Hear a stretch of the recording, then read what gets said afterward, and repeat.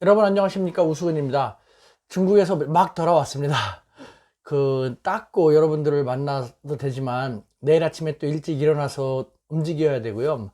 그 다음에 조금이라도 빨리 여러분들에게 핫한 중국에서 가져온 소식을 공유할까 싶어 가지고 이 모양 이 몰골로 여러분들을 만납니다. 네, 12월 23일서부터 24일 중국 청두에서 한중일, 일반적으로 한중일이라고 불러서 한중일 정상회의라고 하겠습니다. 한중일 정상회의가 개최되는데 우리의 문재인 대통령도 참가를 합니다. 그런데 중국 측에 의하면은 23일 문재인 대통령은 먼저 중국 베이징에 가서 시진핑 국가주석과 정상회담을 하기로 했다고 합니다. 저같이 한중 관계가 개선되기를 바라는 저희 채널을 보는 분들 중에서는 중국을 끔찍히 싫어하시는 그런 분들도 계시는 것 같은데, 저같이 한중 관계 개선을 바라는 사람 입장에서는 너무나 반가운 핫 뉴스입니다. 우리 대통령께서 2017년 12월에 중국 갔다 오신 다음에 2년 만에 다시 가시는 곳인데, 시진핑 주석이 아직 답방을 안 하고 있지 않습니까? 그것도 뭐 의제로 두어가지고 여러 가지 그동안 한중 관계에서 밀린 이야기 많지 않습니까? 많은 이야기를 하기 위해서 시진핑 주석과 중국에서 오랜만에 자리를 하게 되는 그런 것입니다. 자, 그렇다면은 이 한중 정상회담을 앞둔 중국의 반응은 과연 어떨까요? 제가 그것에 대해서 여러분과 함께 공유를 하고 싶습니다. 여러분, 제가 이제 중국에 오랫동안 살면서 중국 안보, 국가 안보를 담당하는 중요한 기관 사람들하고 이렇게 관계를 맺고 있다는 것은 이미 느끼고 계시는 분들은 느끼실 겁니다. 이번에도 그 사람들이 좀 만나자 해가지고 이렇게 부랴부랴 갔었는데, 이례적으로 이 두 군데 기관, 제가 각각 따로 만나는 두 군데 기관하고 뭐 하루에 시차를 두고, 그러니까 어제 만나고 오늘 만나는 식으로 해가지고 만났습니다. 정말 중국의 국가 안보를 책임지는 핵심 기관이거든요.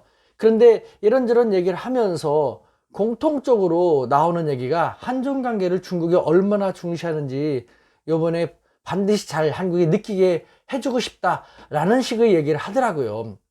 이것만 보더라도 정말 저는 제 유튜브 채널을 통해서 너무도 많이 강조하고 있지 않습니까? 그러다 보니까 중국 정부 대변인 뭐 이런 얘기를 계속 많이 듣지 않습니까? 친중파네 참 한심한, 정말 좀 세상 편하게 사는, 단순하게 이분법적으로 사시는 분들이 많은 것 같습니다. 제대로 보지도 않고 중국 얘기하면 친중파네, 생긴 것 자체도 친중파처럼 생겼네, 한심하네, 뭐 이런 식으로만 얘기하는, 중국 금방 망할 텐데 망하면 당신 어떡할 거냐, 이런 식으로.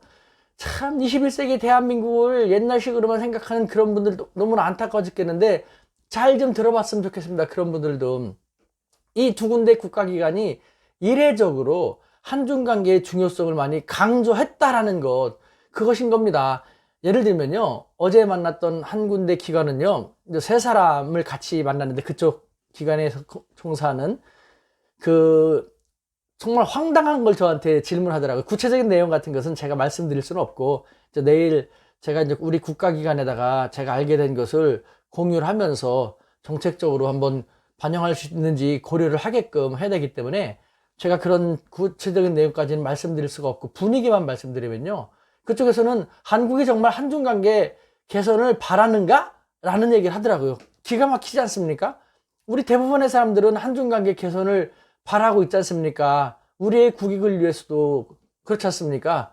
근데 그 사람들 말에 의하면은 이번에 왕이 부장이 한국에 갔다 와서 괜찮은 느낌을 들었다, 시진핑 주석이 이제 한국 가도 한 성과가 있을 것 같다라는 식으로 보고를 했다고 합니다. 하지만 일각에서는요, 한국이 한중 관계를 개선을 바란다고 하면서 보면 너무도 친미적인 성향으로만 계속 가니까 도대체 어떤 것이 진짜 모습인 것인지, 정말 한중 관계 개선을 바라는 거 맞습니까? 진지하게 저한테 그걸 다시 한번 확인을 하더라고요. 저도 이게 이 사람들이 무슨 말 하는가 했는데 정말 너무 진지하게. 그래서 정말 우리가 좀 그런 중국에 대해서 너무 무심했구나라는, 너무 우리식으로만 생각했나 보다라는 그런 생각을 내가 다시 한번 들었는데요.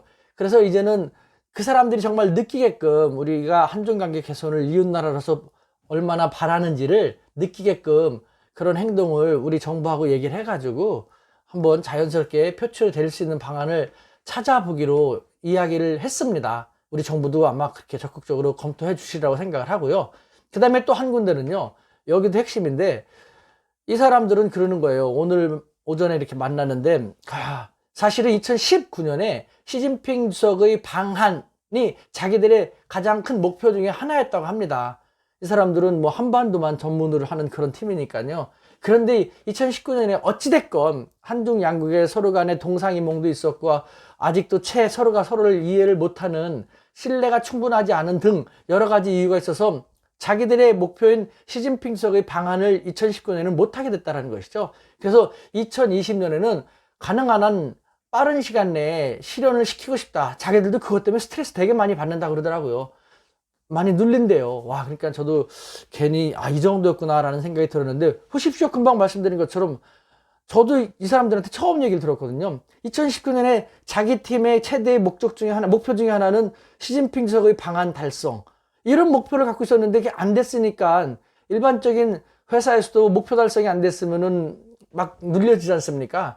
그런 것이 있는 것이죠. 그래서 2020년 상반기 4월 달에는 아무래도 한국에 선거가 있으니까 뭐 5월이나 6월 가능한 한 빠른 시간 내에 뭐 방안을 했으면 좋겠다라는, 그래서 그 분위기를 한번 왕이 부장이 이번에 가갖고 한국에 가서 시진핑 주석이 방안을 하면은 뭐 정말 좋은 성과, 양측에게 좋은 성과를 달성하고 올 수 있을지 그 탐색하러 왔는데, 왕이 부장이 보고가 괜찮았고, 그래서 이제는 자기들은 조금 더 적극적으로 시진핑 주석의 방안, 그것을 통해서 한중 관계가 완전히 복원되고 더 발전해 나가는 그런 모습을 만들어 나가는 것, 2020년 저부터는 그렇게 적극 만들어 나갔으면 좋겠다 라는 식으로 얘기를 하더라고요. 그러면서 한중 관계에 대해서 중요성을 되게 많이 설명을 했는데, 제가 제 이 유튜브를 통해서 늘 말씀드리는 것, 물론 귀를 막고 있는, 눈을 막고 있는 그런 과거에 머물러 계시는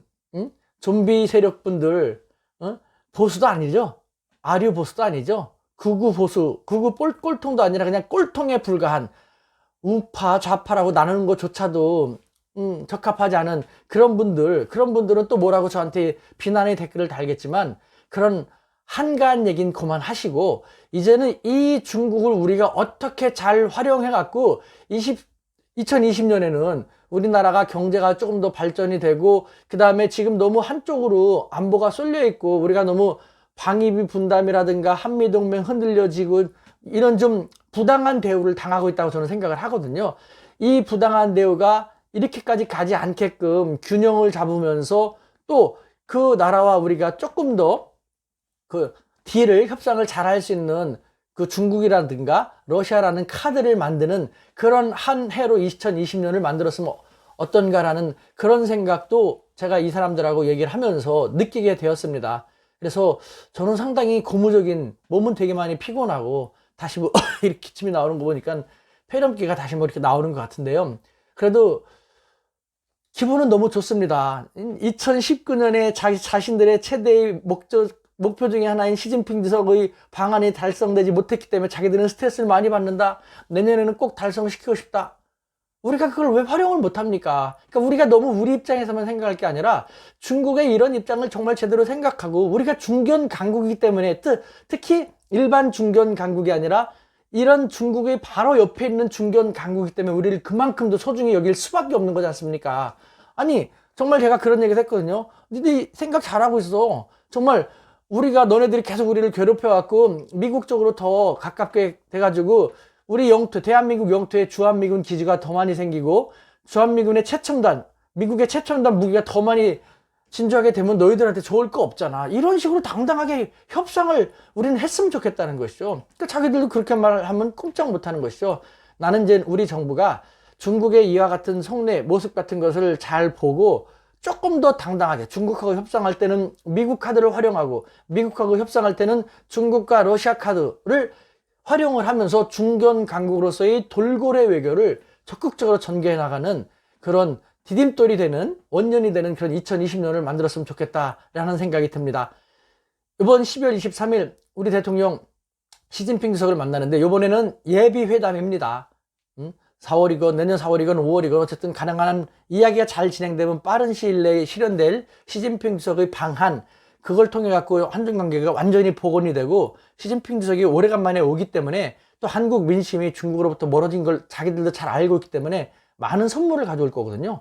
이걸 갖다 또 우려하는 사람들이 있죠. 중국한테 또 먹혀 들어가네 어쩌. 항상 삐딱하게 보는 인간들은 삐딱하게 보는데요. 우리가 그렇게 멍청한 사람들이 아니지 않습니까? 우린 또 그걸 잘 활용하면 되지 않습니까? 우린 충분히 스마트한 한민족이지 않습니까? 이와 같은 자세로 이제는 이 중국 카드를 어떻게 다목적으로 잘 활용할 수 있을까를 잘 생각하면서 이 한중 정상회담을 잘 지켜봤으면 좋겠습니다. 여러분, 한중 정상회담에서 어떤 이야기를 어떻게 나눴으면 좋을 것인지 그 의제 같은 것 어떻게 했으면 좋겠다, 중국한테 뭘 바라고 싶다라는 것 있으면은 이쪽에 남겨주십시오. 그럼 저도 저 사람들하고 계속 커뮤니케이션 하면서 이야기를 하고 제 나름대로 민간에 있습니다만 제 나름대로 우리 국익을 극대화시키기 위해서 최선을 다해서 한번 조력해 보고자 합니다. 우리 대한민국 당연히 파이팅입니다.